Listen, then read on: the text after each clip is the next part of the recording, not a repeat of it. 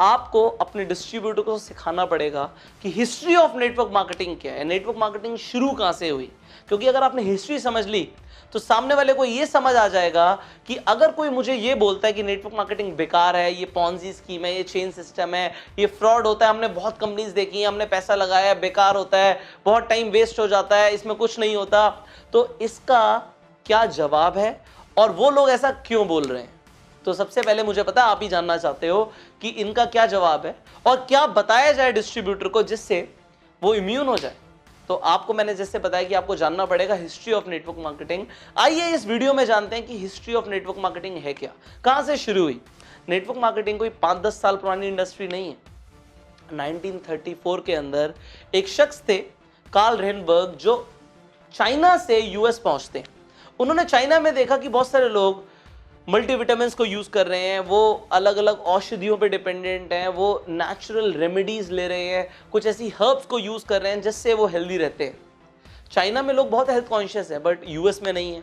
तो उन्होंने यूएस में आगे कंपनी शुरू करी 1934 में, जिस कंपनी का नाम उन्होंने रखा कैलिफोर्निया विटामिन्स। ये एक मल्टीविटामिन बनाने वाली कंपनी थी, ये कुछ नेचुरल हेल्थ सप्लीमेंट्स बनाती थी कंपनी। और ये कंपनी पहले तो सिर्फ कैलिफोर्निया में थी बट ये जल्दी से फैल गई, बड़ी बन गई, लोगों को बहुत पसंद आए प्रोडक्ट्स। तो इस कंपनी का नाम चेंज कर दिया ठीक 5 साल के बाद। 1939 के अंदर इस कंपनी का नाम चेंज हो गया और कंपनी का नाम रख दिया गया न्यूट्रालाइट। अब न्यूट्रालाइट लोगों को पसंद आने लग गया, पूरी अमेरिका में फैलने लग गया। बट न्यूट्रालाइट में उन्होंने एक चीज नोट करी कि लोग जो प्रोडक्ट्स खरीद रहे हैं, जो एक्चुअल में लोग प्रोडक्ट्स खरीद रहे हैं, वो रेफरेंस से ज्यादा खरीद रहे हैं। लोगों को प्रोडक्ट से फायदा हो रहा है तो वो लोगों को बता रहे हैं। एक्चुअल में जो कस्टमर आ रहा है वो रेफरेंस बेस्ड मॉडल से आ रहा है, ना कि डायरेक्ट आ रहा है हमारे पास। तो उन्होंने सोचा कि मैं अपनी अलग अलग जगह डिस्ट्रीब्यूटर क्रिएट करूं, इससे बढ़िया जो मेरे एग्जिस्टिंग कस्टमर है इन्हें अपना डिस्ट्रीब्यूटर बना दूं। जब यही मेरा प्रचार कर रहे हैं, यही वर्ड ऑफ माउथ प्रमोशन से मुझे बिजनेस लेकर आ रहे हैं, तो इन्हें कुछ मुनाफा दे देते हैं और फिर देखते हैं कि क्या होगा। उन्होंने 2% का कमीशन रखा और लोगों को बोला कि सर आप हमारे कस्टमर हैं, आप हमसे प्रोडक्ट लेते हैं, तो अगर आप लोगों को बताएंगे तो जो भी हमारी सेल आपके थ्रू होगी हम उस पर 2% का मार्जिन आपको दे देंगे। ना कि सिर्फ इतना, बल्कि वो लोग भी अगर आगे किसी को बताते हैं उसका भी हम आपको मार्जिन देंगे। इस तरीके से पहली बार पूरी दुनिया में इंट्रोड्यूस हुई मल्टी लेवल मार्केटिंग। यहां पे 2 लेवल पे पैसा मिलना शुरू हो गया उस इंसान को जो लोगों को वर्ड ऑफ माउथ प्रमोशन के थ्रू एक प्रोडक्ट के बारे में बता रहा है। अब बहुत सफलता मिल रही थी, लोग बताने लग गए। तो 1949 के अंदर 4 साल के बाद 2 लोगों ने न्यूट्रालाइट को ज्वाइन किया। उनके मल्टी लेवल मॉडल के अंदर 2 लोगों ने ज्वाइन किया। पहला इंसान था जे वैन एंडल और दूसरा इंसान था रिचर्ड डिवॉस। ये 2 लोगों ने जब न्यूट्रालाइट को ज्वाइन किया, इन्होंने बहुत काम किया और 10 साल तक काम किया, 1959 तक काम किया, जब तक न्यूट्रालाइट ने अपनी कुछ पॉलिसीज चेंज नहीं करी। न्यूट्रालाइट दोबारा से ट्रेडिशनल बिजनेस मॉडल की तरफ जा रही थी, उन्होंने डिस्ट्रीब्यूटर्स के ऊपर उतना फोकस नहीं किया, तो 2 लोग न्यूट्रालाइट से अलग हो गए और इन्होंने एक कंपनी की स्थापना करी जिसे आज आप एमवे के नाम से जानते हो। एक्चुअल में इस कंपनी का नाम है द अमेरिकन वे और इसे शॉर्ट में बोलते हैं एमवे। ये कंपनी की स्थापना करी। सबसे पहले जो एमवे प्रोडक्ट बेचती थी वो क्लीनिंग प्रोडक्ट्स बेचती थी। घर में सफाई का जो सामान होता है, कुछ लिक्विड ऐसे आते हैं, डिटर्जेंट टाइप की चीजें आती हैं, वो एमवे बेचती थी। बट जैसे जैसे एमवे ग्रो करती गई, एमवे ने डिस्ट्रीब्यूटर्स के ऊपर फोकस किया और 2 लेवल पे नहीं, लोगों को 3 लेवल पे पैसा देना शुरू किया इनिशियली। उसके बाद उन्होंने बार बार अपने जो मार्केटिंग मॉडल थे चेंज करे जिससे डिस्ट्रीब्यूटर्स का फायदा हो। 1972 तक एमवे की ग्रोथ एक्सपोनेंशियल थी। ऐसी ग्रोथ और कंपनीज में देखी ही नहीं गई जितना पैसा एमवे ने कमाया। और 1972 के अंदर कुछ लोगों ने यह समझा कि नेटवर्क मार्केटिंग में हम बहुत कुछ कर सकते हैं। उसी एमवे से बहुत सारे लोग अलग हुए और कंपनीज जो देख रही थी एमवे को, वो भी एमवे से इंस्पायर हो गई और वो भी उतर गई नेटवर्क मार्केटिंग मॉडल के साथ काम करने के लिए मार्केट में। बहुत सारी कंपनीज आ गई हैं। अब 1994 की बात है। एमवे ने एक्चुअल में 2 लोगों ने काम करना शुरू किया था न्यूट्रालाइट में, J Van Andel and Richard DeVos ने, जिन्होंने एमवे की स्थापना करी। 1994 में उन्होंने एमवे ने न्यूट्रालाइट को ही खरीद लिया। न्यूट्रालाइट ट्रेडिशनल बिजनेस मॉडल पे आ गई थी और ये नेटवर्क मार्केटिंग पे थे, तो नेटवर्क मार्केटिंग में पावर इतनी थी, पैसा इतना था कि उन्होंने न्यूट्रलाइट को ही खरीद लिया। आज एक्चुअल में एमवे ने न्यूट्रलाइट को खरीदा हुआ है। अब हुआ क्या, इनिशियल 1990s में ये जो बाहर की कंपनीज थी आई इंडिया के अंदर।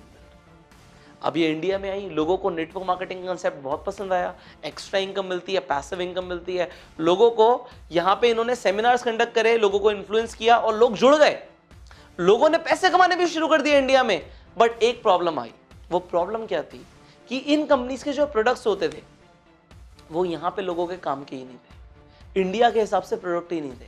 प्रोडक्ट क्या थे, कार वॉश बहुत बढ़िया होगी, शाइन करेगी आपकी गाड़ी, बट इंडिया में लोगों के पास गाड़ियां ही नहीं थी।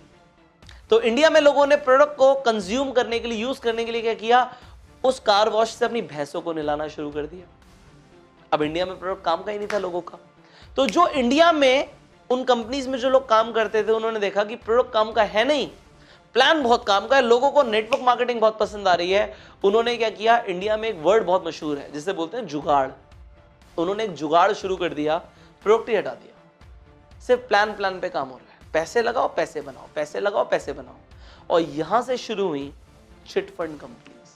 अब ये चिट फंड में क्या होता था, पैसा लगाओ पैसा बनाओ, पॉन्जी स्कीम्स आ गई, सिर्फ पैसा लगता जा रहा है, प्रोडक्ट नाम का कुछ है ही नहीं। इसके बाद लोगों को बहुत लॉस झेलने पड़े। क्यों? क्योंकि कंपनीज लोगों को एक्चुअल में पैसा लेके भाग गई, क्योंकि कुछ ऐसे लालची लोगों ने ये कंपनी शुरू करी थी, ये चिट फंड स्कीम्स, ये पॉन्जी स्कीम्स, जो सिर्फ अपना मुनाफा चाहते थे, लोगों का नहीं। वो मल्टी लेवल मार्केटिंग के थ्रू काम नहीं कर रहे थे, वो एक्चुअल में पॉन्जी स्कीम चला रहे थे। तो लोगों का बड़ा लॉस हुआ, खासकर साउथ इंडिया के अंदर और पंजाब साइड के अंदर इंडिया में लोगों का बहुत लॉस हुआ। ये सब जब हुआ लोगों के साथ, तो लोग नेटवर्क मार्केटिंग पे भरोसा नहीं कर रहे थे। बट फिर लोगों ने और अट्रैक्टिव स्कीम्स निकाल दी, प्रॉपर्टी के अंदर निवेश, गोल्ड के अंदर निवेश, वो भी मल्टी लेवल मार्केटिंग के थ्रू। उन्होंने बोला इन्वेस्टमेंट हो रही है, बट वो भी फर्जी था। एक्चुअल में जो अच्छी कंपनीज थी वो हाईलाइट नहीं हो पा रही थी, और जो लोग गलत कर रहे थे वो हाईलाइट हो रहे थे, हर जगह हाईलाइट हो रहे थे। सी, आप जिंदगी भर लोगों का भला करते रहो, आप हाईलाइट नहीं होगे। आप किसी का गलती से भी मर्डर कर दो, आप अगले दिन अखबार में आ जाओगे। तो लोग जो गलत कर रहे थे वो हाईलाइट हो रहे थे, और अच्छी कंपनीज के बारे में कोई बात ही नहीं कर रहा था। लोगों ने समझ लिया कि नेटवर्क मार्केटिंग ठीक नहीं होता, ये हमें नहीं करना, क्योंकि ऐसी स्कीम्स के बारे में हर जगह सुनने में आ रहा था कि ये स्कीम्स गलत होती हैं। गवर्नमेंट ने भी इसके ऊपर एक्शन लिया और इंडिया में डायरेक्ट सेलिंग एसोसिएशन का भी निर्माण हुआ। बट गवर्नमेंट को हर चीज को ठीक करने में टाइम लगता है, ये स्कीम्स चलती रही। बट लोगों को जब इतना गलत लगने लग गया, लोगों को सुनने में आ गया कि गलत होता है, लोगों का विश्वास उठ गया नेटवर्क मार्केटिंग से। और आज भी अगर आप अपने फादर की एज के कोई इंसान से पूछोगे नेटवर्क मार्केटिंग कैसा होता है, तो वो लोग बोलेंगे बेकार होता है, हमने बहुत कंपनीज देखी, हमने स्कीम्स देखी हैं। तो ये वो स्कीम्स थी।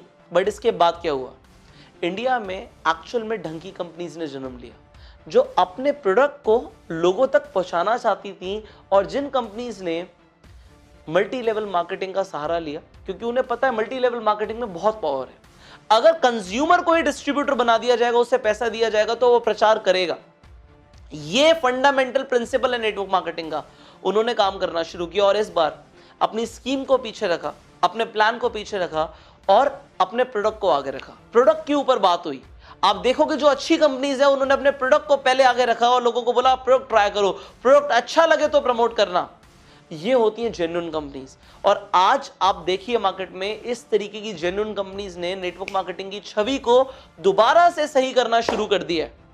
अब दोबारा से नेटवर्क मार्केटिंग में लोगों में अवेयरनेस आ गई है। गवर्नमेंट ने, डायरेक्ट सेलिंग एसोसिएशन ने नॉर्म्स लॉन्च कर दिए नेटवर्क मार्केटिंग कंपनीज के लिए कि ये अगर है, ये गाइडलाइंस लॉन्च कर दी है हमने, ये गाइडलाइंस अगर कंपनी फॉलो कर रही है तो कंपनी ठीक है। एंड फाइनली नेटवर्क मार्केटिंग में अगर आप ऐसी कंपनी के साथ हैं, या आपने किसी ऐसी कंपनी के बारे में सुना है जहां पे अच्छे प्रोडक्ट्स हैं, अच्छा कल्चर है, अच्छे प्लान है, तो वहां पे आप काम करके अपना फॉर्च्यून बना सकते हो। और अगर प्रोडक्ट ही नहीं है, हवा में बातें हो रही हैं, तो वो एक पॉन्जी स्कैम है, ये आप समझ लीजिए।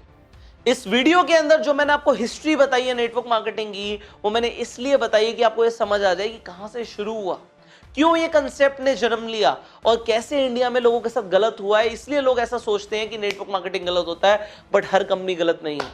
एक्चुअल में नेटवर्क मार्केटिंग एक बहुत पावरफुल मीडियम है बहुत जल्दी पैसे कमाने का, और एक कंपनी के लिए भी जो अपने प्रोडक्ट को बहुत जल्दी कस्टमर्स तक डीप लेवल पे उतारना चाहती है, दोनों के लिए ही फायदा है।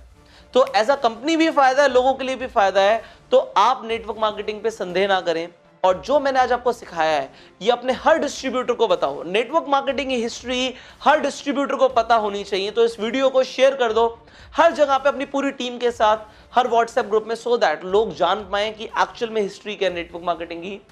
अब अगर आप नेटवर्क मार्केटिंग में हैं तो सिर्फ और सिर्फ ये बेसिक ट्रेनिंग लेने से कुछ नहीं होगा। नेटवर्क मार्केटिंग में आप बहुत पैसा कमा सकते हैं, शर्त यह है अगर आप वो सारी स्किल सीख लें, वो सारे एक्शन प्लान सीख लें, वो एग्जैक्ट स्ट्रैटेजी सीख लें, वो ह्यूमन साइकोलॉजी